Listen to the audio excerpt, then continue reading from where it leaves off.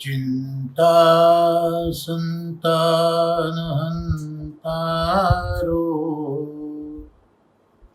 यत्पादाम्बुजरेणव स्वीयानां निजाचार्यान् प्रणमामि मुहुर्मुहुः। यदनुग्रहतो जन्तुः सर्वदुःखातिगो भवेत् तमहं सर्वदा वन्दे श्रीमद्वल्लभनन्दनम्। सुलभ्य हृदि सर्वेषां श्रीगोपीजनवल्लभम्। गुणगानं मुदा कुर्वे तस्य तुष्टै स्वभावतः। वन्दे नन्दव्रजस्त्रीणां पादरेणुमभीक्ष्णशः। यासां हरिकथोद्गीतं पुनाति भुवनत्रयम्। શ્રીમદ ભાગવતના અધ્યયનમાં પ્રથમ સ્કંદના પ્રથમ અધ્યાયનું અવગાહન શ્રી આચાર્ય ચરણોના અનુગ્રહથી અને પરમ ભાગવત પૂજ્ય દાદાજી તથા શ્રી નવનીત પ્રિય શાસ્ત્રીજીના આશીર્વાદથી આપણા દ્વારા થઈ રહ્યું છે. પ્રથમ અધ્યાયમાં વ્યાસ મહર્ષિજીએ મંગલાચરણ કર્યું છે.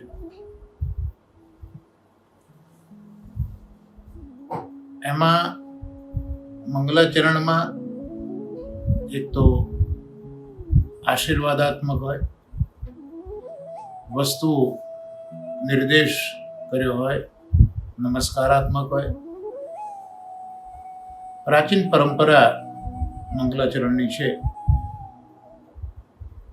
અહીંયા વ્યાસ મહર્ષિજીએ વસ્તુ નિર્દેશ કરતું મંગલાચરણ કર્યું છે. કોઈ પણ એક વિષય હોય, એ વિષય શેને લગતો છે કે કોઈ એક ગ્રંથ હોય તો એમાં શું કહેવામાં આવી રહ્યું છે, એ વસ્તુનો નિર્દેશ કરતું મંગલાચરણ શ્રી વ્યાસ મહર્ષિજીએ આ પ્રથમ સ્કંદના પ્રથમ અધ્યાયમાં કર્યું. અને આ મંગલાચરણ 3 શ્લોકમાં શ્રી વ્યાસ મહર્ષિજીએ કર્યું છે. એમાં પ્રથમ શ્લોક શ્રી આચાર્ય ચરણો સમજાવે છે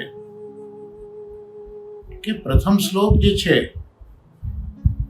એ બીજ છે. આ બીજ ગાયત્રી બીજ છે. પણ ગાયત્રી મંત્રને સ્પષ્ટતઃ વ્યાસ મહર્ષિજીએ અહીંયા દર્શાવ્યો નથી.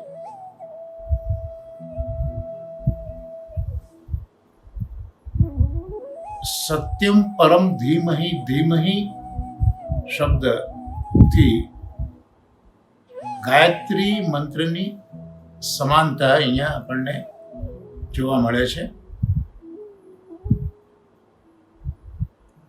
આ મંત્ર એ હંમેશા ગુપ્ત રાખવાનો હોય, આવી એક શાસ્ત્રની મર્યાદા છે.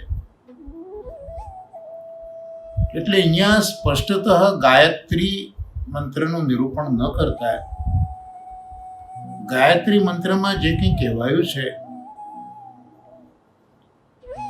એ આ જન્માદ્યસ્ય પ્રથમ મંગલાચરણના શ્લોકમાં વ્યાસ મહર્ષિજીએ કર્યું છે.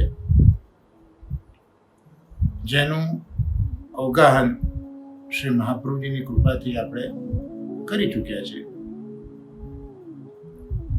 ગાયત્રી બીજ છે, બીજમાંથી જ વૃક્ષ થાય. તો આ જે વૃક્ષ છે એ બીજા શ્લોકમાં, મંગલાચરણના બીજા શ્લોકમાં જે વૃક્ષ છે તેનું નિરૂપણ શ્રી વ્યાસ મહર્ષિજીએ કર્યું છે. અને આચાર્ય ચરણો એ ગાયત્રી બીજમાંથી વેદ વૃક્ષ થયું છે તે આપણને સમજાવે છે. અને વૃક્ષ થયા પછી એના પર ફળ આવે તો મંગલાચરણના ત્રીજા શ્લોકમાં જે ફળ છે એ ફળ શ્રીમદ ભાગવત છે એનું નિરૂપણ વ્યાસ મહર્ષિજીએ કર્યું છે. તો આ ત્રણે ત્રણ શ્લોકના અન્વય, શબ્દાર્થ અને આચાર્ય ચરણોએ જે સુબોધિનીજીમાં આપણને સમજાયું છે તે જોવાનો પ્રયત્ન આચાર્ય ચરણોના અનુગ્રહથી જ આપણે કર્યો છે. ત્યાર પછી ચોથો શ્લોક અને પાંચમો શ્લોક. તો ચોથા શ્લોકમાં આ શ્રીમદ ભાગવતના જે શ્રોતાઓ છે એ શ્રોતાઓના સ્વરૂપનો ઉલ્લેખ ચોથા શ્લોકમાં કર્યો છે એમ મહાપ્રભુજી આપણને સમજાવ્યું છે. શૌનકાદિ 88,000 ઋષિઓ એ નૈમિષારણ્યમાં બિરાજ્યા છે. નૈમિષ ક્ષેત્ર વિષ્ણુના સંબંધી આ ક્ષેત્ર, જ્યાં આંખના પલકારામાં, નિમિષ માત્રમાં મનની બધી જ વૃત્તિઓ શાંત થઈ જાય એવું આ અરણ્ય, ત્યાં આ 88,000 ઋષિઓ એકત્રિત થયા છે. એ બધાના કુલપતિ શૌનકજી છે, ઋગ્વેદના જ્ઞાતા છે. એમને ખ્યાલ છે કે પૂર્વમાં સહસ્રસમ યજ્ઞ થયો છે અને એમાં ભગવાનનું પ્રાગટ્ય થયું છે. એટલે ફરીથી પ્રભુનું પ્રાગટ્ય થાય એના માટે આ ઋષિઓએ સહસ્રસમ યજ્ઞ કર્યો છે. ત્યાં કહ્યું છે કે સ્વર્ગલોકની ઈચ્છાથી કર્યો છે. અહીંયા સ્વર્ગલોક એટલે જે દેવતાઓનો સ્વર્ગલોક છે, જ્યાં ભોગ છે એ નહીં, પણ એક પ્રકારનું અલૌકિક સુખ, એક અલૌકિક આનંદ જે ભગવદ સ્વરૂપાત્મક છે એની પ્રાપ્તિ માટે એમને આ સહસ્રસમ યજ્ઞ કર્યો છે. 1000 વર્ષ ચાલનારો આ યજ્ઞ છે. યજ્ઞ ઇત્યાદિ જે કરવાના હોય એ કર્યા પછી ભગવદ ગુણાનુવાદ, ભગવદ કીર્તન આ ઋષિઓ કરતા હોય છે.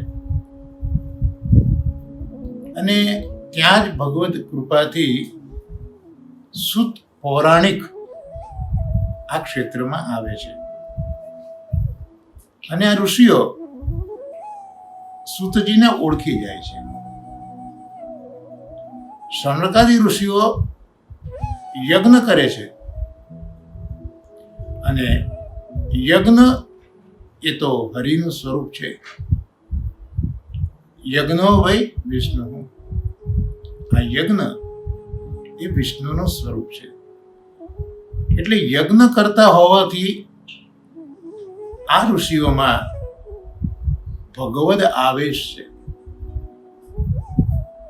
અને ભગવદ આવેશ હોવાના લીધે જ આ ઋષિઓ સૂતજીને આ પ્રથમ અધ્યાયમાં પ્રશ્નો પૂછશે. એટલે 6 પ્રશ્ન પૂછવાનો એમનો એક અધિકાર અહીંયા બતાવ્યો છે. કારણ કે શ્રી મહાપ્રભુજીએ આ જે શ્રોતા છે એ શ્રોતાના વર્ગીકરણમાં જે દેશકાલનું વર્ગીકરણ છે, મહાપ્રભુજીએ અર્થથી વર્ગીકરણ કર્યું છે. પ્રથમ સ્કંદનું સાધારણ, અસાધારણ અને ગુણાતીત. જ્યારે દેશકાળ પ્રમાણે હીન અધિકાર, મધ્યમ અધિકાર અને ઉત્તમ અધિકાર. એટલે દેશકાળના વિભાગ પ્રમાણે આ શૌનકાદી ઋષિઓ હીન અધિકારીઓ છે શ્રોતા તરીકે. અને એ શ્રોતા તરીકે હીન અધિકારીના જે લક્ષણ બતાવ્યા એમાં પહેલું જ લક્ષણ હતું જિજ્ઞાસા. એટલે અહીંયા પ્રથમ અધ્યાયમાં આ જે શ્રોતાઓ છે એનું આ લક્ષણ જિજ્ઞાસા એ જોવા મળે છે. શ્રી મહાપ્રભુજી આચાર્ય ચરણ સુબોધિનીજીમાં આ આપણને સમજાવે છે. પણ એનું મૂળ અહીંયા આ 4થા શ્લોકમાં સ્પષ્ટપણે મહાપ્રભુજી સમજાવે છે કે ઋષિઓ છે યજ્ઞ કરે છે. યજ્ઞ એ વિષ્ણુનું સ્વરૂપ છે. એના લીધે આ બધા ઋષિઓમાં ભગવદ આવેશ થયો છે. આ એનું સ્વરૂપ છે. અને એના લીધે આ પ્રશ્નો પૂછ્યા છે. અને પ્રશ્નો પણ બધા 6 પ્રશ્ન પૂછ્યા છે. એ 6 પ્રશ્ન ભગવદ સંબંધી છે. કૃષ્ણ સંબંધી 6 પ્રશ્ન છે. એટલે જેમ કૃષ્ણના 6 ગુણો છે, ઐશ્વર્ય, વીર્ય, યશ, શ્રી જ્ઞાન અને વૈરાગ્ય, એમ અહીંયા 6 પ્રશ્ન આ શૌનકાદી ઋષિઓએ પૂછ્યા છે. શૌનકાદી ઋષિઓમાં એ સામર્થ્ય છે કે મૃત્યુના દેવને પણ આમંત્રીને બોલાવી લીધા છે આ સત્રમાં, જેથી આ 1000 વર્ષ ચાલનારા સત્રની અંદર કોઈનું મૃત્યુ પણ ન થાય. તો આ રીતે 4થા શ્લોકની અંદર જે શ્રોતાઓ છે, ઋષિઓ છે, એનું સ્વરૂપ અને શા માટે એ આ યજ્ઞ કરી રહ્યા છે તેની સમજ આપણને શ્રી મહાપ્રભુજી આપી છે. ત્યાર પછી જે 5મો શ્લોક આવ્યો, તો 5મા શ્લોકમાં સૂતજી જે પધાર્યા છે, સૂતજી સાથે જે સમાગમ થયો છે એનું વર્ણન 5મા શ્લોકમાં કર્યું છે. આ સૂતજી ઉગ્ર શ્રવા છે, જેમની કીર્તિ ઉગ્ર છે, જેમનું શ્રવણ ઉત્તમ છે, એવા સૂતજી છે ઉગ્ર શ્રવા. પિતા એમના રોમહર્ષણ સૂત છે. અને એ રોમહર્ષણ સૂતજી એ વ્યાસજીના શિષ્ય છે. અને વ્યાસજીએ જેમ એક વેદના 4 ભાગ કરીને પોતાના 4 પટ્ટ શિષ્યોને એક વેદ બતાવ્યો, સમજાયો, એવી રીતે ઇતિહાસ સહિત પુરાણ એનું જ્ઞાન વ્યાસજીએ સૂતજીને આપ્યું છે. એટલે સૂત પૌરાણિક તરીકે આપણે ઓળખીએ છીએ. એ પણ રોમહર્ષણ એવું નામ. તો કથા કરતા કરતા, કૃષ્ણના ગુણાનુવાદ કરતા કરતા હર્ષથી જેના રોમ પુલકિત થઈ જાય એવા આ રોમહર્ષણ સૂત છે. અને આ રોમહર્ષણ સૂત પણ ઋષિઓને કથા કહેતા હતા. એ જ અરસામાં બલદેવજી એ પોતે તીર્થ પરિક્રમા કરવા પધાર્યા છે, કારણ કે મહાભારતના યુદ્ધનો એ સમય હતો અને બલદેવજીને કોઈ પક્ષે રહેવું નહોતું. એટલે બલદેવજી પોતે તીર્થના મિશથી નીકળી ગયા છે અને ત્યાં આ સભા જોઈ, જેમાં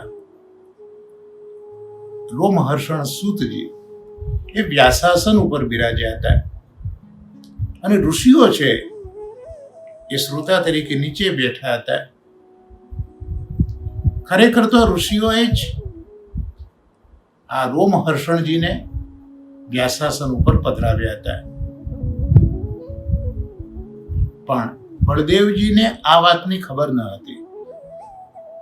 અને બળદેવજી પોતે તો સંકર્ષણ વ્યૂહ છે, વેદાત્મક છે, એટલે વેદના જ્ઞાન મુજબ સૂતજીનો અધિકાર જ્યારે ઋષિઓ હોય ત્યારે ઉપર બેસવાનો, વ્યાસાસને બેસવાનો નથી.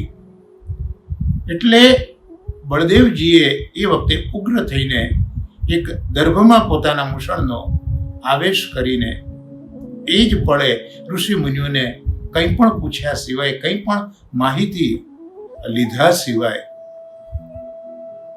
એ રોમહર્ષણ સૂતજીનો વધ કર્યો. એટલે ત્યાં બિરાજેલા ઋષિઓએ બળદેવજીને સમજાયું કે આપે આ કર્યું, પણ દોષ એમનો નથી. અમે જ એમને નિમંત્ર્યા છે, અમે જ એમનું સ્વાગત કરી અને વ્યાસાસન પર એમને પધરાવ્યા છે અને અમારી કથાનો ક્રમ ચાલતો હતો.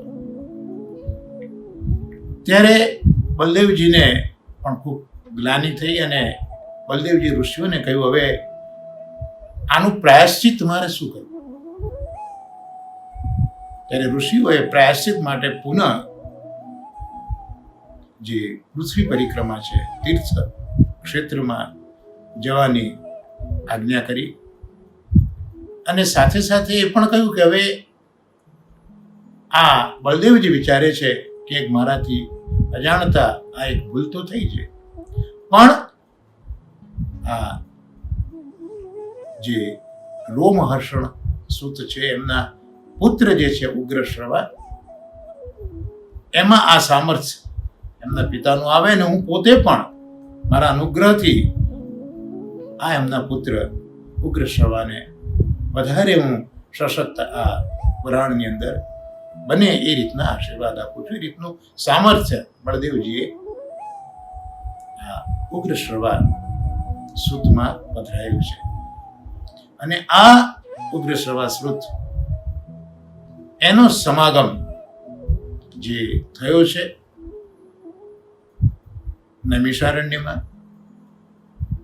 આ ઋષિઓના સહસ્રશ્રમ સત્રમાં, ત્યાં આ જે સમાગમ જે થયો છે અને આ સૂતજી છે એના વિશે, એટલે વક્તા તરીકે સૂતજી જે સમાગમ થયો તે આપણને 5મા શ્લોકની અંદર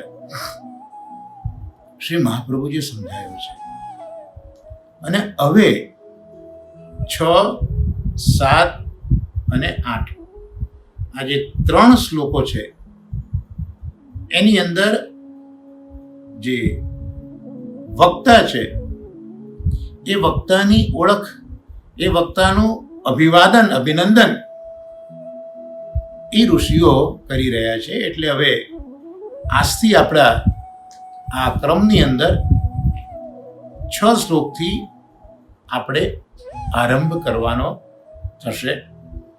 આમ તો 3 શ્લોક જે વક્તા છે એ વક્તાનું અભિનંદન કરનારા આ 3 શ્લોકો છે. આગળ આપણે જોયું કે ભગવાનના 6 ગુણો છે,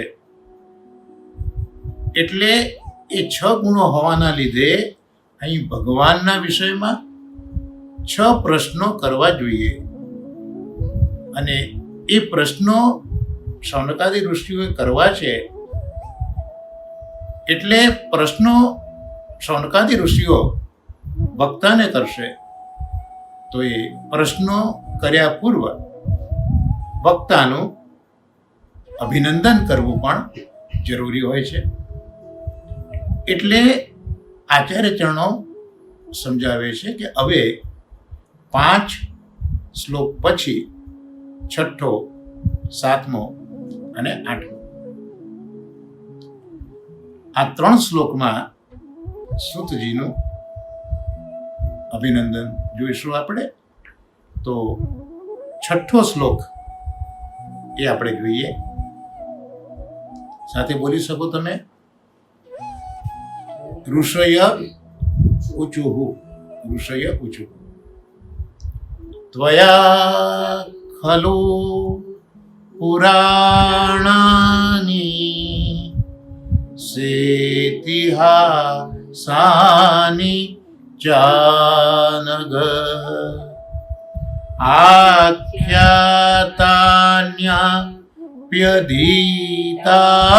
આખ્યાતાન્યપ્યધીતાની ધર્મ શાસ્ત્રાણી યાન્યુત.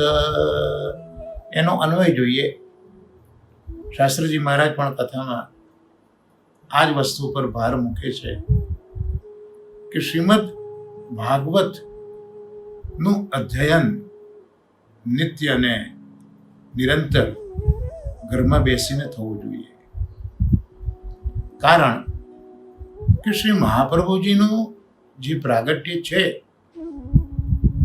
એ પ્રાગટ્ય શ્રી ગુસાઈજી મહારાજે પણ સમજાવ્યું કે દૈવી જીવોનો ઉદ્ધાર કરવા માટે છે અને સાકાર બ્રહ્મવાદનું સ્થાપન કરવા છે. પણ આચાર્ય ચરણો તો આ ભારત વર્ષના 5મા આચાર્ય છે. એ પૂર્વ થયેલા 4 આચાર્યો એ શા માટે ભૂતલ ઉપર પ્રગટ થયા છે, શું કરવા એ પ્રગટ થયા, જેવું કોઈ જગ્યાએ આ 4 આચાર્યોએ વિદિત નથી કર્યું. માત્ર ને માત્ર શ્રી આચાર્ય મહાપ્રભુજી સુબોધિનીજીના મંગલાચરણમાં કહે છે કે ભાગવતના જે અર્થો છે એ અર્થો પ્રગટ કરવા માટે હું પ્રગટ થયો છું. અને આ અર્થો મહાપ્રભુજીના પોતાના બનાવેલા અર્થો નથી, પણ આ અર્થો હતા જ જે ભગવદ ઈચ્છાથી એ અર્થો તિરોહિત થયા હતા અને એ અર્થોને પ્રગટ કરવાના છે. એટલે આચાર્ય ચરણ એક એવા આચાર્ય છે કે આ અર્થ હું જે પ્રગટ કરું છું એ અર્થો કેવા છે, તો વિષ્ણુ અને વ્યાસ એમને પ્રિય આ અર્થો છે. વ્યાસસ્ય વિષ્ણુ પ્રિય. એટલે કેટલી સુંદર વાત આચાર્ય ચરણ સમજાવે છે કે આ અર્થો હું નથી કરતો. આ જે અત્યારના સમયમાં આપણે જોઈએ છે ટ્રાન્સલેશનોમાં એ લખતા હોય છે કે એઝ ઇટ ઇઝ જે છે તે રીતનું લખું છું, પણ ઘણી વખત જે વ્યક્તિએ લખ્યું હોય એ વ્યક્તિની રજૂઆતને એક બીજી વ્યક્તિ જ્યારે મુક્તિ હોય સમાજ આગળ, ત્યારે જે મૂળ વ્યક્તિ છે એ મૂળ વ્યક્તિનો અંદર ભાવ લેખનનો કેટલો સચવાય છે, કેટલો સત્ય છે એ કહેવું બહુ અઘરું છે. એટલે આચાર્ય ચરણો તો અહીંયા એમ કહે છે કે હું જે વ્યાસ અને વિષ્ણુને પ્રિય છે તે લખું છું.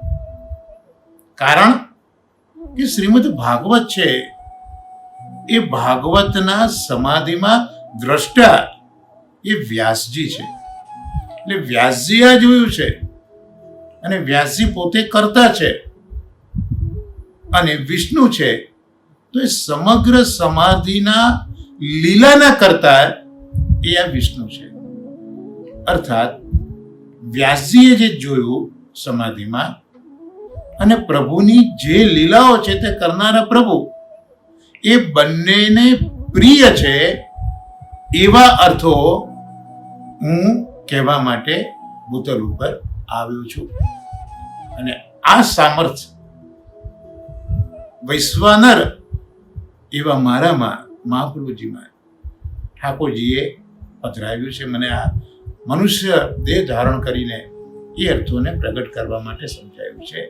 ત્યાં શાસ્ત્રજી પછી એટલે જ કહે છે કે આટલી સુંદર રજૂઆત આચાર્ય ચરણોની છે, તો આચાર્ય ચરણોના સેવક તરીકે આપણે પણ શ્રીમદ ભાગવતના શ્રી મહાપ્રભુજીએ બતાવેલા અર્થ મુજબ અધ્યયન આપણા ઘરમાં નિત્ય કરવું જોઈએ. ત્યાં શાસ્ત્રીજી કહે છે કે એ જે મહાપ્રભુજીના અર્થો છે એટલે શ્લોક જુઓ, એ શ્લોકનો અન્વય પણ જુઓ. અન્વયાર્થ જોયા પછી આ સમગ્ર ભાગવતને શ્રી મહાપ્રભુજી કેમ સમજાવે છે તે જાણવું બહુ જરૂરી છે. એટલે આજે 6ઠ્ઠો શ્લોક જે આપણે પ્રથમ સ્કંદના પ્રથમ અધ્યાયનો 6ઠ્ઠો શ્લોક જે જોયો એનો અન્વય હવે આપણે જોઈશું. તો અહીંયા ઋષય ઊંચુહુ, ઋષિઓએ કહેવાની શરૂઆત કરી, કારણ કે 6 પ્રશ્નો પૂછવા છે. તો 6 પ્રશ્નો પૂછ્યા પહેલા જે વક્તા છે એ વક્તાનું અભિવાદન પણ જરૂરી છે. લૌકિકમાં પણ જોઈએ છે આપણે પ્રવચનો થતા હોય ત્યાં વક્તાની ઇન્ટ્રોડક્શન, વક્તા વિશે રજૂઆત આ એક સામાન્ય પ્રોટોકોલ હોય છે. અહીંયા પણ ઋષિઓ આ રીતે વક્તા સુતજીને અભિનંદન આપી રહ્યા છે. તો 6ઠ્ઠા શ્લોકમાં ઋષિએ ઊંચું, ઋષિઓ બોલ્યા, હે અનઘ. જે પ્રથમ શ્લોકમાં પ્રથમ પંક્તિ છે ત્યાં છેલ્લે ચા નઘ એ શબ્દ છે, એની સંધિ છૂટી પડશે ચ વત્તા અનઘ, એટલે હે અનઘ, હે પુણ્ય પુરુષ. અગ એટલે પાપ, અનઘ જેનામાં પાપ નથી તેવા પુરુષ એટલે પુણ્ય પુરુષ. ત્વયા ખલુ, ત્વયા એટલે આપે, ખલુ એટલે ખરેખર. સંસ્કૃત ભાષામાં ખલુ શબ્દ એક ચોક્કસ અર્થમાં વપરાતો હોય. ખલુ એટલે ખરેખર. સેતિહાસાની, સ ઇતિહાસાની, સ એટલે સાથે, ઇતિહાસ સાથે. પુરાણાની, પુરાણોને. ઉત એટલે અને જે છેલ્લો શબ્દ છે યાન્યુત, ત્યાં સંધિ છૂટી પડીને ઉત મળશે. ઉત એટલે અને યાન્યુત એટલે યાની અને ઉત એમ સંધિ છૂટી પડશે. છેલ્લો શબ્દ છે જે બીજી લાઈનમાં યાન્યુત, યાની અને ઉત એ સંધિ છૂટી પડે. ઉત એટલે અને યાની એનો સંબંધ છે ધર્મશાસ્ત્રાણી સાથે, ધર્મશાસ્ત્રાણી સાથેનો સંબંધ છે. તો યાની ધર્મશાસ્ત્રાણી એટલે બીજા ધર્મશાસ્ત્રોને અધિતાની, જે આખ્યાતાની, અપી અધિતાની આખી સંધિ છૂટી પડશે આ શબ્દમાં. આખ્યા તાન્ય પ્યધિતાની એટલે આ સંધિમાં આવશે છેલ્લે અધિતાની. અધિતાની એટલે ભણેલા છે. અને આખ્યાતાની, આખ્યાતાની અપી અધિતાની, આખ્યાતાની એટલે કહેલા છે, અને અપી એટલે વળી. તો આ જે 6ઠ્ઠો શ્લોક છે એ 6ઠ્ઠા શ્લોકમાં સૂતજીની કેવી સુંદર ઇન્ટ્રોડક્શન આપી છે. શૌનકાદી ઋષિઓ કહે છે કે હે પુણ્યાત્મન, હે અનઘ, હે પુણ્યાત્મન, આપ શ્રીએ ઇતિહાસ સાથે સર્વ પુરાણોનું અને ધર્મશાસ્ત્રોનું અધ્યયન કરેલું છે, તેમજ તે સર્વનું બીજાઓની સમક્ષ આખ્યાન પણ કરેલું છે. તો આ જે છઠ્ઠો શ્લોક છે એ છઠ્ઠા શ્લોકમાં સૂતજીની આ ઓળખ આપી કે ઇતિહાસ સાથે પુરાણો અને ધર્મશાસ્ત્રો પણ એનું અધ્યયન કર્યું અને પછી બીજાઓની સમક્ષ એનું આખ્યાન પણ કર્યું. આમ બીજા કોઈની આગળ આખ્યાન કરવું હોય તો અધ્યયન કરવું ખૂબ જરૂરી છે. અને અધ્યયન કરેલી વસ્તુનું જ્યારે આખ્યાન કરો ત્યારે જે કંઈ હાંસલ કર્યું છે એ વધારે દ્રઢ થતું હોય છે. શ્રી આચાર્ય ચરણો આ શ્લોકમાં આ રીતે સમજાવે છે. અહીંયા જે ખલું શબ્દ મૂક્યો, ખરેખર તો આ ખલું શબ્દ અહીંયા એટલા માટે મૂક્યો. હવે આજે મહાપ્રભુજી સુબોધિનીજીમાં આપણને જે સમજાવે છે તે જોઈએ. આ શબ્દો મહાપ્રભુજીએ જે અર્થો પ્રગટ કર્યા છે, તો ખલું ખરેખર તો જે કંઈ સૂતજી વિશે આ ઋષિઓ કહી રહ્યા છે એ પ્રશંસા નથી એમ. એટલે હવે જે ઋષિઓ સૂતજીની ઓળખ આપી રહ્યા છે કે સૂતજી વિશે જે કંઈ કહી રહ્યા છે એ પ્રશંસા નથી. કારણ કે ઘણી વખત પ્રશંસામાં સત્ય વસ્તુ નથી હોતી, પણ અહીંયા એ કહેવા માંગે છે કે આ પ્રશંસા નથી.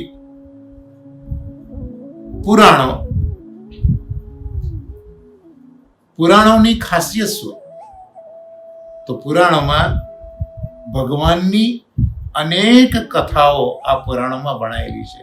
જેટલા પુરાણો છે એ પુરાણોમાં ભગવાનની કથાઓ જ ભણાયેલી છે એવું કહેવાય છે. પ્રકાશમાં લખ્યું છે કે આ અનેક કથાઓ, એનો વિસ્તાર 100 કરોડ વિસ્તાર વાળો આ પુરાણોની કથાઓનો વિસ્તાર છે. એટલે એક તો આ પુરાણો, પછી 4 મૂળ સંહિતાઓ પણ. એટલે અહીંયા જે કહ્યું ને કે આપશ્રીએ ઇતિહાસ સાથે સર્વ પુરાણોનું, તો અહીંયા પુરાણો પછી 4 મૂળ સંહિતાઓ એનું પણ અધ્યયન કર્યું છે. એટલે મૂળ સંહિતાઓમાં જે ઓળખ આપી છે મહાપ્રભુજીએ, તો એ સંહિતામાં એક તો સાંખ્ય છે, બીજું યોગ, ત્રીજું પાશુપત શાસ્ત્ર અને ચોથો વૈષ્ણવ સંહિતા. તો આ 4 મૂળ સંહિતાઓ, આ જે અધ્યયનમાં જે વિષયો છે ને એમાં પુરાણ, આ 4 મૂળ સંહિતાઓ. હવે ઇતિહાસ જે અહીંયા કહ્યું, પુરાણની સાથે ઇતિહાસ કહ્યું, ઇતિહાસ. તો ઇતિહાસ એટલે મહાભારતને એપિક ઇતિહાસ તરીકે આપણે ત્યાં ઓળખીએ છીએ. તો અહીંયા પુરાણો પણ બતાવ્યા, 4 મૂળ સંહિતા પણ બતાવી, સાંખ્ય, યોગ, પાશુપત અને વૈષ્ણવ સંહિતા બતાવી. ત્યાર પછી ઇતિહાસ એટલે ભારત પણ બતાવ્યું, અને પછી ચકાર મૂક્યો, ચ અને ઘ. ચ એટલે અને. તો અહીંયા મહાપ્રભુજી ચકારથી શું કહેવા માંગે છે? મહાપ્રભુજીના અર્થોની આ જ ખૂબી છે કે ચકાર પણ કયા કારણથી મૂક્યો છે વ્યાસજીએ, એનું સુંદર પૃથક એની સમજ એ મહાપ્રભુજી આપી છે. દરેક જગ્યાએ ચકારનું શું મહત્વ, જેનો શું અર્થ થાય છે. તો અહીંયા ચકાર એટલે અને આ શબ્દથી શું કહેવા માંગે છે વ્યાસજી, અથવા તો આ સૂતજી વિશે ઋષિઓ શું કહેવા માંગે છે? તો ચકાર શબ્દથી ભગવાન સંબંધી જે ગીતા વગેરે બીજી કથાઓ છે એનો પણ સમાવેશ અહીંયા થયેલો છે. એટલે સૂતજી એ જે અધ્યયન કર્યું છે એમાં પુરાણો છે, 4 સંહિતાઓ છે, ઇતિહાસ એટલે ભારત છે, અને ભગવાન સંબંધી જે ગીતા ઇત્યાદિ કથાઓ છે તેનો પણ એમાં સમાવેશ થાય છે. હવે સૂતજીને દોષ રહિત કહ્યું, અનઘ દોષ રહિત કહ્યું, પુણ્યાત્મા કહ્યું. તો શા માટે અહીંયા સનકાદી ઋષિઓ એમને દોષ રહિત કહે છે? એનું કારણ શું? વ્યક્તિ માત્રમાં દોષ તો છે, પણ દોષ રહિત એવો અત્યારના વક્તાને શા માટે કહેવામાં આવે છે? અહીંયા સંબોધન વક્તા તરીકે સૂતજીને છે. તો દોષ રહિત એટલા માટે કે સૂત પાસે જે આ વિદ્યા છે પુરાણની, 4 સંહિતાની,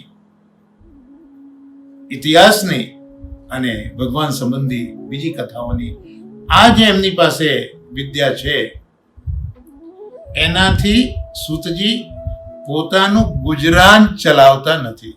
બસ આચાર્ય ચરણોને પણ આ જ અભિપ્રેત છે કે ભગવદ નામનો વિક્રય થવો ના જોઈએ. ભગવદ નામ ગુણાનુવાદ એ વિક્રય માટે નથી. એટલે જ પઠનીયમ પ્રયત્નેન સર્વ હેતુ વિવર્જિતમ વૃત્યર્થમ નૈવ યુંજિત પ્રાણય કંઠૈર ગતિરપી. આચાર્ય ચરણોએ આ આજ્ઞા આપી છે. પ્રયત્નપૂર્વક આ વાંચવું જોઈએ, પણ સર્વ હેતુ વિવર્જિતમ, કોઈ હેતુ એમાં હોવો ના જોઈએ. અને વ્યુત્તર્થમ નૈવ યુંજિતમ, વૃત્તિ માટે, કમાવા માટે, પેટ ભરવા માટે તો એનો ઉપયોગ કરવો ન જ જોઈએ. પછી ભલે ભૂખના લીધે આપણા પ્રાણ ગળે અટક્યા હોય તો પણ વૃત્તિ માટે તો એનો વિક્રય થાય નહીં, આવું મહાપુરુષે લખ્યું છે. અહીંયા એ જ આચાર્ય ચરણો સમજાવવા માગે છે કે ભાઈ અનગ એટલા માટે કહ્યું કે સૂત આ વિદ્યાથી ગુજરાન કરતા નથી. આગળ કહ્યું કે વ્યાખ્યાન તો કરેલું છે સૂતજીએ અને અધ્યયન પણ કરેલું છે. 2 વસ્તુ કહી, વ્યાખ્યાન બી કર્યું છે અને અધ્યયન પણ કર્યું છે. એટલે પહેલા અહીંયા આખ્યાતિ અને અધિતાની, એટલે પહેલા આખ્યાન મૂક્યું એટલે વ્યાખ્યાન કર્યું, અને પછી શબ્દ મૂક્યો કે અધ્યયન કરેલું છે. બરોબર? ખરેખર તો પહેલા અધ્યયન હોય પછી વ્યાખ્યાન હોય. અહીંયા પહેલા વ્યાખ્યાન કરેલું છે અને પછી અધ્યયન કરેલું છે. એનો અર્થ મહાપુરુષજી એવો કહેવા માંગે છે કે પહેલા અધ્યયન કરી અને પછી વ્યાખ્યાન કર્યું છે. ભલે શબ્દ ગોઠવ્યા આવી રીતે શ્લોકમાં, પણ મહાપુરુષજી એ કહેવા માંગે છે કે પહેલા અધ્યયન કર્યું અને પછી વ્યાખ્યાન કર્યું અને પછી અધ્યયન કર્યું. એટલે અધ્યયન કર્યા પછી વ્યાખ્યાન કર્યું અને વ્યાખ્યાન કર્યા પછી ફરી પાછું અધ્યયન કર્યું. એમ 2 વખત અધ્યયન. કારણ કે વ્યાખ્યાન કરવા માટે અધ્યયન તો જરૂરી છે. સામાન્ય જ આપણે જોઈએ સ્કૂલોમાં, કોલેજોમાં કે શિક્ષકો પહેલા પોતે અધ્યયન કરીને જ આવે અને પછી જ વ્યાખ્યાન કરતા હોય છે. એટલે અહીંયા પણ ભલે વ્યાખ્યાન કર્યું એમ કહ્યું પહેલા, પણ મૂળ આચાર્ય ચરણ સમજાવે છે કે અધ્યયન કર્યું છે અને અધ્યયન કર્યા પછી વ્યાખ્યાન કર્યું છે અને વ્યાખ્યાન કર્યા પછી પાછું ફરી સૂતજીએ અધ્યયન કર્યું છે. અને આવી રીતનું કરવામાં આવે તો જ સંદેહ રહેતો નથી. એટલે હવે આ રીતે કહીને એક વસ્તુ સ્પષ્ટ કરી કે હવે સૂતજી જે કંઈ કહેશે એમાં કોઈ સંદેહ થવાનો નથી, કારણ કે અધ્યયન કરીને વ્યાખ્યાન કર્યા પછી પાછું અધ્યયન કર્યું છે. હા, એટલે હવે જે કંઈ કહેશે એમાં કોઈ સંદેહ થવાનો નથી. વળી ધર્મશાસ્ત્રોનું પણ અધ્યયન કરેલું છે. ધર્મશાસ્ત્રોનું પણ અધ્યયન કરેલું છે. હવે જે પુરુષો છે, બુદ્ધિવાળા મનીષીના બુદ્ધિવાળા જે પુરુષો છે, એના 4 પુરુષાર્થો શાસ્ત્રોએ બતાવ્યા છે. તો કયા કયા 4 પુરુષાર્થો બુદ્ધિવાળા પુરુષોના? તો ધર્મ, અર્થ, કામ અને મોક્ષ. આ 4 પુરુષાર્થો બતાવ્યા છે. હવે 4 પુરુષાર્થો આચાર્ય ચરણોએ બાલબોધ ગ્રંથમાં આજ્ઞા કરી છે. ધર્માર્થ કામ મોક્ષાખ્યા ચત્વારોર્થા મનીષિણામ જીવેશ્વર વિચારેણ દ્વિધા તેહિ વિચારિત. બાલબોધ ગ્રંથમાં શ્રી આચાર્ય ચરણોએ બતાવ્યું કે ધર્મ, અર્થ, કામ અને મોક્ષ આ 4 પુરુષાર્થો છે જે જીવેશ્વર વિચારિત, જીવ અને ઈશ્વર એ દ્વારા એટલે 2 પ્રકારે વર્ણવેલા છે. બાલબોધ ગ્રંથના બીજા શ્લોકમાં છે. અહીંયા જે જીવ છે એટલે ઋષિ મુનિઓએ જે આ પ્રગટ કર્યા છે ગ્રંથો, તેની વાત કરી છે. ઈશ્વર એટલે ઠાકોરજી પોતે જે વેદ પ્રગટ કર્યા છે, ત્યાં એ વાત છે. એ બાલબોધ ગ્રંથના વિવેચનમાં બધું જોવા મળે.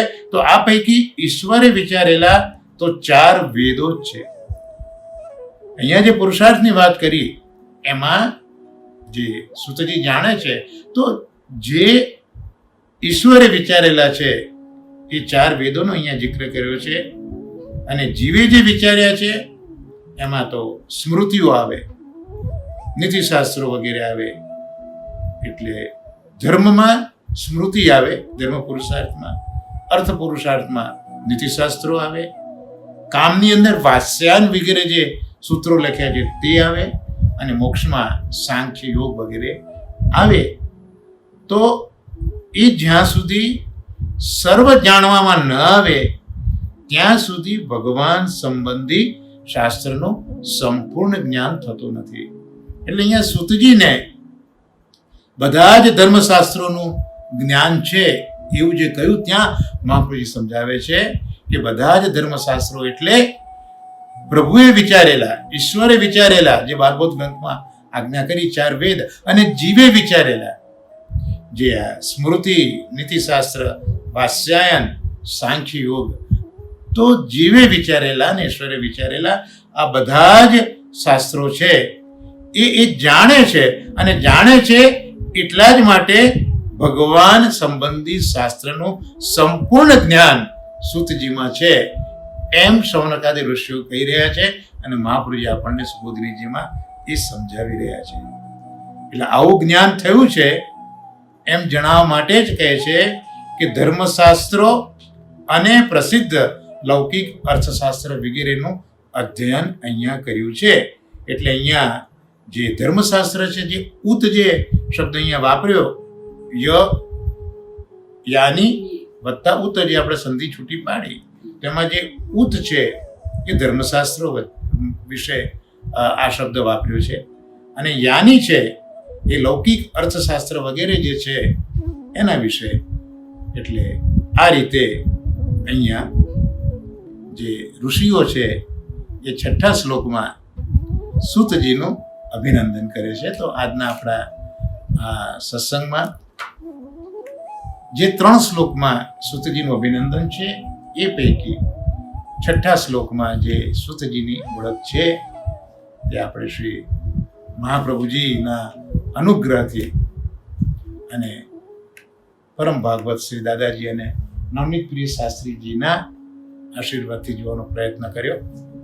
અને હવે આપણે પુરુષોત્તમ સહસ્ત્રમાં 26મું નામ જોઈશું. પુરુષોત્તમ સહસ્ત્રનો 13મો શ્લોક શ્રી મહાપ્રભુજીની કૃપાથી આપણે જોઈ રહ્યા છે.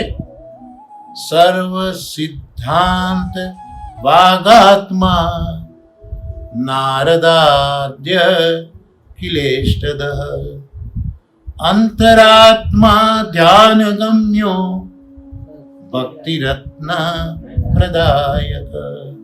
એમાં 25મું નામ પણ આપણે જોયું, સર્વ સિદ્ધાંત વાગાત્મા.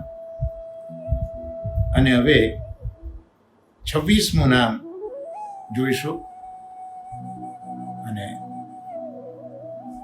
પંચમલાલ શ્રી રઘુનાથજીએ જે એના ઉપર વિવેચન કર્યું છે તે પણ આપણે આપ શ્રીમાનોના આચાર્યોના અનુગ્રહથી જોવાનો પ્રયત્ન કરીએ તો છે નારદાદ્ય ખિલેષ્ટદઃ. એનો સીધો અર્થ તો એ જ થાય કે નારદ આદિ અખિલ ઇષ્ટદ, આખી સંધિ છૂટી પડે. નારદાદ્ય ખિલેષ્ટદ, એની સંધિ છૂટી શું પડશે? નારદ વત્તા આદિ વત્તા અખિલ વત્તા ઇષ્ટદ. એટલે હવે સીધો અર્થ ખ્યાલમાં આવી જશે કે નારદ પછી આદિ એટલે વગેરેને, અખિલ એટલે સર્વથી શ્રેષ્ઠ, ઇષ્ટદ ઇષ્ટની પ્રાપ્તિ કરાવનારાઓ અર્થ જશે. આપની પાસે પુસ્તક બિરાજે છે, 91મું પેજ આપ જોઈ શકો છો.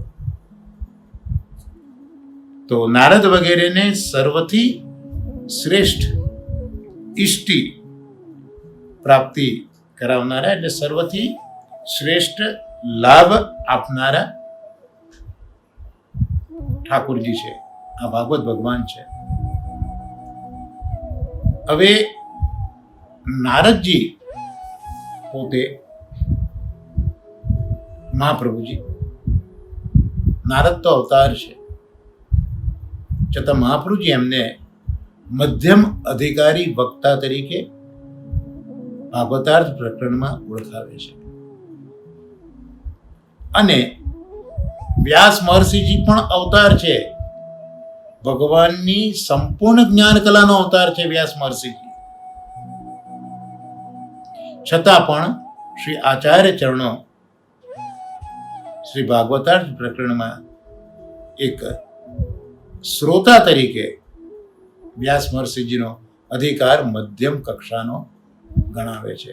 આ જ શ્રી મહાપ્રભુજીના વિચારોની એક આગવી સૂઝવાળી ઓળખ છે. કારણ કે શ્રીમદ ભાગવતમાં વૈરાગ્ય એ જ વસ્તુ મુખ્ય છે. વૈરાગ્ય ધર્મ એ તમને અધિકાર આપનારો છે શ્રીમદ ભાગવતના અધ્યયનમાં. તો નારદજીને શું ઇષ્ટ પ્રાપ્ત થયું એની વાત શ્રીમદ ભાગવતના પ્રથમ સ્કંદના 4, 5 અને 6 અધ્યાયની અંદર છે. કારણ કે આપણે જોયું કે શ્રી મહાપ્રભુજીએ આ ભાગવતની કથા અનુસાર જ આ બધા નામ પ્રગટ કર્યા છે. એટલે એક સમગ્ર કથાનો વિસ્તાર હોય એને બહુ જ ટૂંકની અંદર આ રજૂઆત મહાપ્રભુજી આ નામો પ્રગટ કરે, એમાં એ સમગ્ર લીલાને એક નામની અંદર સમજાવી દેતા હોય છે. એટલે આ જે નામ સમજવું હોય તો શ્રીમદ ભાગવતના પ્રથમ સ્કંદનો 4, 5 અને 6 અધ્યાય એનું અવગાહન કરીએ ને તો આ વસ્તુ બહુ સ્પષ્ટ થાય. તો આ રીતે આપણને ભાગવતના આ અધ્યાયોમાં જોવા મળશે કે નારદજીને ભગવાનની પ્રાપ્તિ થઈ. સર્વોત્તમ ધર્મ તો ભક્તિ છે, કારણ કે સર્વથી શ્રેષ્ઠ લાભ આપનાર એવું કહ્યું. ભગવત પ્રાપ્તિ તો છે નારદને, પણ સર્વોત્તમ ધર્મ એવી ભક્તિ પણ છે. અને આ દાન કોણે કર્યું નારદજીને?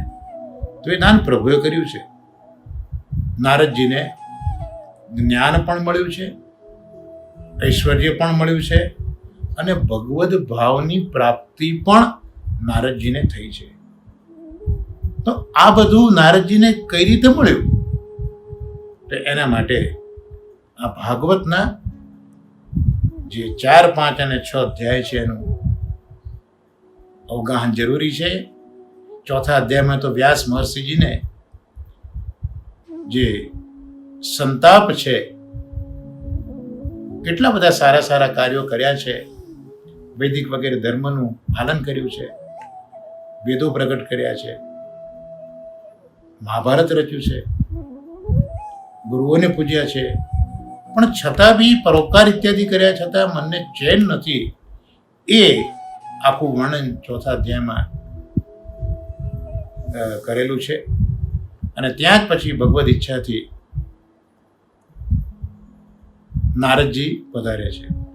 નારદજી વ્યાસજીને ચિંતાયુક્ત જોઈને પૂછે છે કે કેમ આવું છે, અને વ્યાસજી પોતાની વ્યથા નારદજીને કહે છે. એના અનુસંધાનમાં નારદજી હવે વ્યાસજીને કહી રહ્યા છે. 5મા અધ્યાયમાં 23 થી 28 સુધીના શ્લોકમાં નારદજી વ્યાસ મુનિને કહે છે. આપણે આગળ પણ જોયું હતું, જ્યારે ભાગવતાર્થમાં આપણે અવતાર વિશે જોયું ત્યારે નારદમાં આવેશ છે, આવિર્ભાવ નારદમાં અત્યારના ભગવાનનો થયો છે. એ કહે છે કે પાછલા કલ્પમાં, કલ્પ એટલે બ્રહ્માનો દિવસ, અને બ્રહ્માના એક દિવસમાં જે 4 યુગો છે, સતયુગ, ત્રેતા, દ્વાપર અને કલી, તો એ 4 યુગની ચોકડી 1000 વખત ફરે ને ત્યારે બ્રહ્માનો એક દિવસ થાય. તો બ્રહ્માના પૂર્વ કલ્પમાં, પાછલા કલ્પમાં, મારા પૂર્વ જીવનમાં હું વેદવાદી બ્રાહ્મણોની એક દાસીનો પુત્ર હતો. તે યોગીઓ વર્ષા ઋતુમાં એક સ્થાન ઉપર ચાતુર્માસ કરતા હતા. નાનપણમાં જ હું એમની સેવામાં નિયુક્ત થયો. નારદજી કહે, આમ તો હું બાળક હતો, પણ મારામાં એ બાલ સહજ કોઈ પણ પ્રકારની ચંચલતા મારામાં નહોતી. હું જીતેન્દ્રિય હતો, નાનો તો પણ રમવાથી દૂર રહેતો, અને જે આ ઋષિઓ આજ્ઞા મને કરતા એ પ્રમાણે એમની હું સેવા કરતો.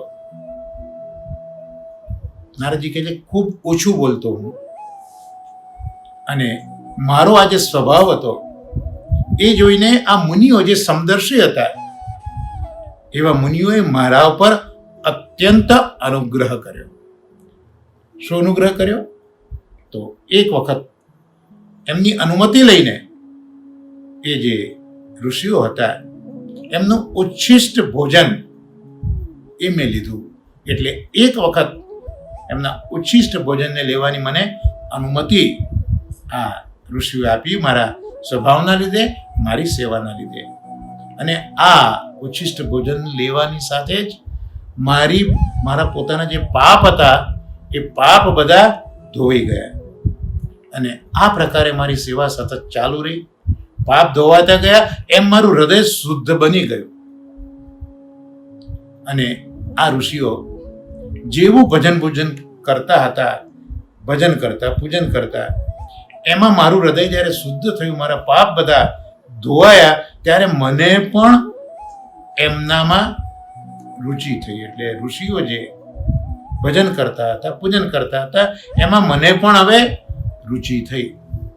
એટલે મહાપ્રભુજી આજ્ઞા કરે છે, નવધા ભક્તિ તો છે જ, પણ નવધા ભક્તિમાં પણ મહાપ્રભુજી અહીંયા નિબંધમાં 3 પ્રકારની ભક્તિ બતાવે છે: રુચિ, શ્રવણ અને પ્રેમ. તો સૌથી પહેલા જે થવું જરૂરી છે તે રુચિ છે. એ વિગતવાર આપણે જેમ જેમ આ વિષય આવશે તેમ જોઈશું. પણ મહાપ્રભુજી એક આ 3 પ્રકારની ભક્તિ પણ બતાવી છે, એનો નિર્દેશ હું અહીંયા શાસ્ત્રીજી મહારાજની કહાનીથી કરવા માંગુ છું કે રુચિ, શ્રવણ અને પ્રેમ. તો અહીંયા સૌથી પહેલા રુચિ થઈ છે નારદજીને. એટલે આ મહાત્માઓ લીલા ગાન પરાયણ હતા. તો એમના સત્સંગમાં, એમના અનુગ્રહથી હું નિત્ય કૃષ્ણની મનોહર કથાઓ સાંભળતો. એટલે પહેલા રુચિ થઈ, પેલું હૃદય શુદ્ધ થતા ઉચ્છિષ્ટ ભોજનથી, દોષ ધોવાવાથી રુચિ થઈ. હવે જે મનોહર કથાઓ આજે કરતા હતા હું શ્રવણ કરતો હતો. રુચિ પછી આ શ્રવણ આવ્યું. શ્રદ્ધાપૂર્વકના મારા શ્રવણના લીધે પ્રિય કીર્તિ ભગવાનમાં મારી રુચિ થઈ ગઈ. અને ભગવાનમાં રુચિ થવાથી આવા પ્રભુમાં મારી બુદ્ધિ પણ નિશ્ચલ થઈ ગઈ. બુદ્ધિ નિશ્ચલ થાય તો બહુ જ જરૂરી છે. અને આવી બુદ્ધિ થતાં આ સંપૂર્ણ જગતને માયાથી થયેલું છે, માયાથી કલ્પિત છે એવું હું જોવા લાગ્યો. શરદ અને વર્ષા ઋતુમાં આ મહાત્માઓ 3 સમય શ્રી હરિના નિર્મળ યશનું ગાન કરતા હતા. પ્રાતઃકાળ, મધ્યાહન અને સાયંકાળ એ ભગવાનના નિર્મળ યશનું કીર્તન કરતા. તે પ્રત્યેક વાત હું પ્રેમથી સાંભળતો. આ હવે પ્રેમ થયો. રુચિ, શ્રવણ અને હવે પ્રેમ થયો. આ પ્રેમ થયો એટલે શું થયું કે દરેક વાતો સાંભળી તો રજો અને તમો ગુણ જે છે એને દૂર કરનારી ભક્તિનો મારા હૃદયમાં પ્રાદુર્ભાવ થયો. નારદજી કહે છે મારા હૃદયમાં હવે ભક્તિનો પ્રાદુર્ભાવ થયો. પણ કેવી ભક્તિ? તો રજોગુણ અને તમોગુણનો નાશ કરનારી ભક્તિનો પ્રાદુર્ભાવ થયો. આ 5મા અધ્યાયમાં આટલી વાત આપણે જોઈ છે. નારદાદ્ય ક્લિષ્ટદ એના રેફરન્સમાં. હવે 6ઠા અધ્યાયમાં એટલે મધ્યમ અધિકારી પ્રકરણનો 3જો અધ્યાય એટલે 4થો, 5મો અને 6ઠ્ઠો અધ્યાયમાં 5મા શ્લોકથી 37 શ્લોક જોઈએ તો નારદજી એમના પર થયેલી હવે કૃપા સમજાવે છે. પહેલા તો આ કૃપા કેમ થઈ એનું વર્ણન નારદજીએ કર્યું. અને હવે જ્ઞાનનો ઉપદેશ કરનારા એ મહાત્માઓ જ્યારે ચાલ્યા ગયા ત્યારે મારી ઉંમર તો બહુ નાની હતી અને તે પ્રકારનું જીવન મેં વ્યતીત કર્યું. જે આ મહાત્માઓ પાસેથી શીખ્યો હતો એવું જીવન વ્યતીત કર્યું. હું મારી માનો એક માત્ર છોકરો હતો. એ તો એક સ્ત્રી હતી, મૂળ હતી, દાસી હતી. મને પણ એના સિવાય બીજો કોઈ જ સહારો નહોતો અને મારી માએ તેના સ્નેહ પાસથી મને જકડી રાખ્યો હતો. એ મારા યોગક્ષેમની ખૂબ ચિંતા કરતી મારી મા હતી. ખૂબ મારી ચિંતા કરતી હતી, પણ તે પરાધીન હતી. એટલે કશું કરી શકતી ન હતી મારા માટે. જેમ કઠપુતલી તેને નચાવનારની ઈચ્છા અનુસાર જ નાચે છે, તે જ રીતે આ સમગ્ર લોક ઈશ્વરને આધીન છે. નારદજીને અહીંયા થયેલું અદ્ભુત જ્ઞાન એ અહીંયા જોવા મળે છે. અને જગત એ આખું આ માયાજન્ય છે એ પણ અહીંયા જોવા મળે છે. માયાથી કલ્પિત છે બધું. એ મારા યોગક્ષેમની ચિંતા કરતી હતી. હું પણ માના સ્નેહ બંધનથી તે બ્રાહ્મણની વસ્તીમાં જ રહ્યો. હું પણ મારી માને છોડીને ન ગયો. હું પણ સ્નેહ પાસમાં બંધાયેલો હતો. હું પણ બ્રાહ્મણોની સાથે જ રહ્યો. એ વખતે મારી ઉંમર તો 5 વર્ષની હતી. મને દિશાની ખબર નહોતી, દેશની ખબર નહોતી, કાલની સંબંધ પણ મને જરા પણ જ્ઞાન નહોતું. દિશા, દેશ અને કાલ સંબંધી મને થોડું પણ જ્ઞાન નહોતું. પણ એક દિવસ એવું બન્યું કે મારી માં ગાય ધોવા જતી હતી. રાત્રિનો સમય હતો અને બહાર નીકળી રસ્તામાં એનો પગ સાપને અડ્યો. સાપે માને ડસી દીધી. નારદજી કહે છે કે આમાં સાપનો દોષ શું? કારણ કે આગળ જોયું કે બધું જ લોક ઈશ્વરને આધીન છે, તો અહીંયા સાપ કરડ્યો. તેમાં સાપનો દોષ શું? કાલની આવી જ પ્રેરણા હતી. ભક્તોનું મંગલ ચાહનારા ભગવાનનો આ પણ એક અનુગ્રહ જ છે. નારદજી પોતાની માને અહીંયા ગુમાવે છે, છતાં પણ અહીંયા એ દુઃખને પણ એ ભગવાનના અનુગ્રહ તરીકે જુએ છે. એવું એ સમજે છે કે આ ભગવાનનો અનુગ્રહ છે. અને માં ગઈ, બંધન છૂટ્યું. એટલે હવે ઉત્તર દિશામાં નારદજી ચાલી નીકળ્યા. માર્ગમાં નારદજીને અનેક ધન ધાન્યથી સંપન્ન દેશ જોવા મળ્યા, નગર જોવા મળ્યા, ગામ જોવા મળ્યા, અહીરોની હરતી ફરતી વસ્તીઓ જોવા મળી, નદી, પર્વત, તટવર્તી પડાવો, વાટિકાઓ, વન ઉપવન, અનેક રંગબેરંગી ધાતુઓથી યુક્ત પર્વતો જોયા. ક્યાંક તો જંગલી વૃક્ષો પણ હતા અને એ જંગલી વૃક્ષોની મોટી મોટી શાખાઓ હાથીઓએ તોડી નાખી હતી. જળાશયો હતા, તેમાં દેવતાઓને કામ આવે તેવા કમલ પણ હતા. તેના ઉપર કલરવ કરતા પક્ષીઓ મંડરાઈ રહ્યા હતા. આ બધું જોતો જોતો હું આગળ વધ્યો. હું એકલો જ હતો. આ બધા જ વર્ણન છે એ સામાન્ય જીવને આકર્ષણ કરનારા, લલચાવનારા, અટકાઈ દેનારા બધા જ વર્ણનો છે. પણ નારદજી ત્યાં અટક્યા નથી, જોતા ગયા અને આગળ વધતા ગયા. અને આટલો લાંબો રસ્તો પાર કરતા પાછો ઘોર જંગલ આવ્યો.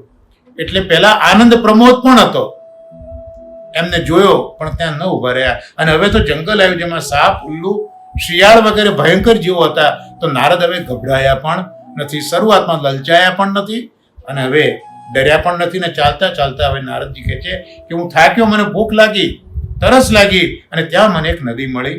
સ્નાન કર્યું, જલપાન કર્યું, આચમન કર્યું. આનાથી મારો થાક દૂર થયો. વનમાં એક પીપળાના ઝાડ નીચે હું બેસી ગયો. પરમાત્માનું ધ્યાન હું મનમાં કરવા લાગ્યો. મારું ચિત્ત તો ભક્તિભાવથી વશ થયેલું જ હતું. કારણ કે જે પેલા મહાત્માઓ હતા એ મહાત્માઓનું ઉચ્છિષ્ટ ખાવાથી દોષો દૂર થયા હતા. હૃદય શુદ્ધ થયું હતું અને ભગવાનના ગુણાનુવાદ સાંભળીને એને ભગવાનમાં ભક્તિ પણ થઈ હતી. તો એનું ચિત્ત ભક્તિભાવથી વશ થયેલું હતું. ભગવદ પ્રાપ્તિની ઉત્કટ લાલસા હતી. પ્રભુના ચરણ કમલના ધ્યાનથી નારદની આંખમાં આંસુ આવ્યા. હૃદયમાં ધીરે ધીરે હવે ભગવાન પ્રગટ થવા લાગ્યા. એ વખતે પ્રેમ ભાવનો ઉદ્રેક થયો. નારદજીનું રોમે રોમ પુલકિત થયું, હૃદય શાંત થયું, શીતલ થયું. આનંદના પૂરમાં નારદજી ડૂબી ગયા અને નારદજીને પોતાની જાતનું કે બીજાનું જરાય પણ ભાન એ વખતે ન રહ્યું. ભગવાનનું એ સ્વરૂપ જે નારદે જોયું હૃદયમાં અનિર્વચનીય હતું. બધા જ શોકનો નાશ કરનારું હતું, અત્યંત મનને લોભાવનારું હતું. અને એકાએક એ દર્શન આપીને એ સ્વરૂપ દેખાતું બંધ થયું. હવે નારદ વિકલ થયા, ગમગીન થયા, આસનથી ઊભા થયા અને ફરી એ સ્વરૂપના દર્શનનો પ્રયત્ન કર્યો. પણ હવે નારદ એ સ્વરૂપ જોઈ ન શક્યા. એક અતૃપ્ત જીવની જેમ એ આતુર થઈને બેસી ગયા. ભગવાન એ વાણીનો વિષય નથી, છતાં આ રીતે જ્યારે નારદ પ્રયત્ન કરી રહ્યા છે ત્યારે ભગવાન પોતાની ગંભીર અને મધુર વાણીથી નારદજીના શોકને શાંત કરે છે. શોક શાંત કરવા કહે છે કે નારદજીને કહે છે કે ખેદ છે કે તું આ જન્મે મારું દર્શન નહીં કરી શકે. જેની વાસનાઓ પૂર્ણ રીતે શાંત થાય નહીં એવા અધૂરા યોગીને મારા દર્શન થતા નથી. તારા હૃદયમાં મને પ્રાપ્ત કરવાની લાલસા જાગે, તે જ માટે મેં તને એકવાર મારા રૂપની ઝલક બતાવી છે. જે સાધકને મને પ્રાપ્ત કરવાની આકાંક્ષા છે તે ધીરે ધીરે હૃદયની સંપૂર્ણ વાસનાઓનો ત્યાગ કરે છે. થોડો સમય તે સંતની સેવા કરી, આથી તારી ચિત્તવૃત્તિ મારામાં સ્થિર થઈ.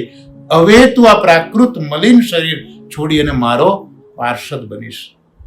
મને પ્રાપ્ત કરવાનો તારો દ્રઢ નિશ્ચય ક્યારે પણ કોઈ પણ રીતે નહીં તૂટે. સમસ્ત સૃષ્ટિનો પ્રલય થશે તો પણ મારી કૃપાથી તને મારી સ્મૃતિ રહેશે. મહાન પરમાત્મા આટલું કહીને શાંત થયા. એમની કૃપાનો નારદે અનુભવ કર્યો, ભગવાનને ઝૂકી પડ્યા અને એ દિવસથી નારદજીએ લજ્જા છોડી ભગવાનના રહસ્યમય મંગલ મધુર નામ અને લીલાઓનું કીર્તન અને સ્મરણ કરતા નારદજી ફરવા લાગ્યા, કાલની પ્રતીક્ષા કરવા લાગ્યા. આ પ્રકારે ભગવત કૃપાથી નારદનું હૃદય શુદ્ધ બન્યું, આસક્તિ દૂર થઈ, કૃષ્ણ પરાયણ બન્યા અને કેટલાક સમય પછી નારદનું મૃત્યુ આવ્યું. નારદજી કહે છે કે મારા પ્રારબ્ધ કર્મ સમાપ્ત થયા, પંચભૂતનું શરીર નષ્ટ થયું, શુદ્ધ ભગવદ પાર્ષદ શરીર મને પ્રાપ્ત થયું. કલ્પના અંતે, કારણ કે પૂર્વ કલ્પની વાત ચાલતી હતી ને, હવે એ કલ્પ પૂરો થયો અને એ કલ્પના અંતે જે સમયે ભગવાન નારાયણ પ્રલયકાલીન સમુદ્રના જલમાં શયન કરે છે, આદિનારાયણ જ્યાંથી આ બધું ઉત્પન્ન થાય છે, તે સમયે તેમના હૃદયમાં શયન કરવાની ઈચ્છાથી આ સમગ્ર સૃષ્ટિ સમેટીને બ્રહ્માજી પણ જ્યારે પ્રવેશ કરવા લાગ્યા ત્યારે તેમના શ્વાસ સાથે હું પણ તેમના હૃદયમાં પ્રવેશો. જ્યારે આ જગતનો લય થાય છે ત્યારે બ્રહ્માજી પણ આ આદિનારાયણમાં પ્રવેશી જાય છે. એટલે સમગ્ર જગત અને જગત સૃષ્ટિ સાથે બ્રહ્માજી પણ આ આદિનારાયણના હૃદયમાં પ્રવેશ કરે છે. જ્યારે મહાપ્રલય થાય ત્યારે તો એ વખતે નારદજી પણ બ્રહ્માજીના હૃદયમાં અને સાથે એના શ્વાસ દ્વારા હૃદયમાં પ્રવેશ્યા. એક ચતુર્યુગ બાદ બ્રહ્માજી જાગ્યા, એક ચોકડી પાછી પૂરી થઈ અને બ્રહ્માજીને સૃષ્ટિ રચવાની ઈચ્છા થઈ. આ વખતે બ્રહ્માજી પોતાની ઇન્દ્રિયોથી મરીચી વગેરે ઋષિઓને ઉત્પન્ન કર્યા, સાથે હું પણ પ્રગટ થયો. ત્યારથી ભગવાનની કૃપાના લીધે હું વૈકુંઠ અને ત્રણેય લોકમાં અંદર અને બહાર રોક ટોક વગર વિચરણ કરું છું. ભગવદ ભજન એ મારા જીવનનું અખંડ વ્રત છે, તે ચાલુ રહ્યું છે. ભગવાને આ વીણા આપી છે, એનું વગાડતો વગાડતો ભગવાનની લીલાઓનું ગાન કરતો હું વિચર્યા કરું છું. પ્રભુ ગાન કરતા જ પ્રભુ મારા હૃદયમાં પધારીને મને દર્શન આપે છે. નિરંતર વિષય અને ભોગોની કામનાથી આતુર લોકો માટે પ્રભુની લીલાઓનું કીર્તન સંસાર સાગરને પાર કરવાના જહાજરૂપ છે. આ મારો અનુભવ છે. કામ અને લોભ એથી ઘાયલ થયેલું હૃદય કૃષ્ણ સેવાથી શાંતિનો અનુભવ કરે છે. યમ નિયમ વગેરેથી પણ આવી શાંતિ મળતી નથી. આ રીતે નારદજી વ્યાસજીને આત્મતુષ્ટિનો ઉપાય, કારણ કે વ્યાસજીનો આત્મા સંતુષ્ટ નથી, તો નારદજી આ રીતે પોતાની આ કથા કહીને વ્યાસજીને આત્મતુષ્ટિ થાય, આત્માને સંતોષ થાય એવો ઉપાય બતાવે છે. આમ નારદજીની જેમ અનેક સિદ્ધોને પણ પરમ સિદ્ધિ આપનારા આપણા આ પ્રભુ છે. તો આવો નારદાદ્ય ખિલેષ્ટદ એ 26માં નામના વગાન સાથે આજના સત્સંગને અહીંયા શ્રી મહાપ્રભુના ચરણ કમલમાં નિવેદિત કરી આજના સત્સંગને વિરામ આપીએ. મારાને વર્ષાના આપ સર્વે વૈષ્ણવોને ભગવદીઓને વંદન. ભગવત સ્મરણ. જય શ્રી કૃષ્ણ. આશ્રયનું પદ સાથે બોલી લઈએ. દ્રઢઈન ચરણન કેરો ભરોસો, દ્રઢઈન ચરણન કેરો, શ્રી વલ્લભ નખ ચંદ્ર છટા બિન સબ જુગ માજ અંધેરો ભરોસો, દ્રઢઈન ચરણન કેરો, साधन और नहीं आ कलि में जासू होत निवेरो, सुर कहा गए दुविधा धरो बिना मोल को चेरो भरोसो, दृढ़ चरण केरो. श्री गोवर्धन नाथ की जय, श्याम सुंदर श्री अमने मैया की जय, आचार्य जी श्री महाप्रभु जी की जय. सर्वे वैष्णव ने मारा वसाना भगवत स्मरण पद.